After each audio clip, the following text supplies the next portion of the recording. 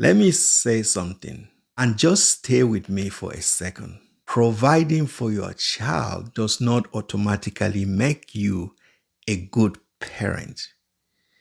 I know that sounds a bit strong because most parents are actually trying. You are working hard, you're paying your bills, you're showing up, and yet sometimes there's still this feeling like, why is my child distant from me? Why don't we really connect? If you are, and yet sometimes there's this, you are working hard, you are paying bills, you are showing up, and yet sometimes there is still this feeling like, why is my child distant from me? Why don't we really connect? If you ever felt that, even a little bit, this conversation is for you. Hi, I am Matthias Luka Agbu.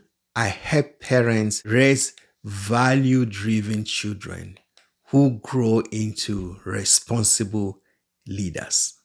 And today, I want us to talk honestly about something many good parents are getting wrong without realizing it. Let me ask you something. When you think about being a good parent, what's the first thing that comes to your mind? For most parents, it is I provide. You make sure there's food, you pay school fees, you provide comfort. And listen, those things are important, very important. But here's where it gets tricky.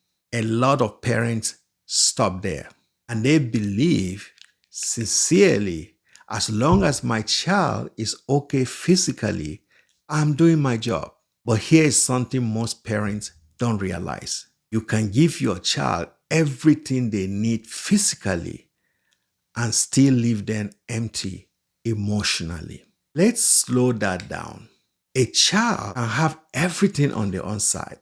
A child can have everything on the inside and still feel disconnected on the outside. They have what they need, but they don't feel seen. They don't feel heard. They don't feel understood. And that gap is where a lot of problems begin. Because here is the truth: provision is not the same as connection. Let me say that again, just so it sinks in. Providing is not the same as connecting. Think about this for a second. Have you ever been in the same room with your child, but you are not really with them? Maybe you're on your phone. Maybe your mind is somewhere else. You are physically there, but you're not present. We have all done that. That right there is how distance quietly starts. Not because you don't love them, but because they don't feel you. And children, they are very sensitive to that. They may not say it, but they feel it. So let's shift the way we think about parenting. Providing keeps your child alive, but connection is what keeps your child grow. And growth is the real goal. So now the question becomes, if providing is not enough, what should we be doing differently? Let me walk you through it very simply. Number one, start with real conversations. When you get home, for instance, don't just ask, did you eat? I want you to try this instead. How was your day? What made you happy today? What didn't go well? You will be surprised how much that opens them up.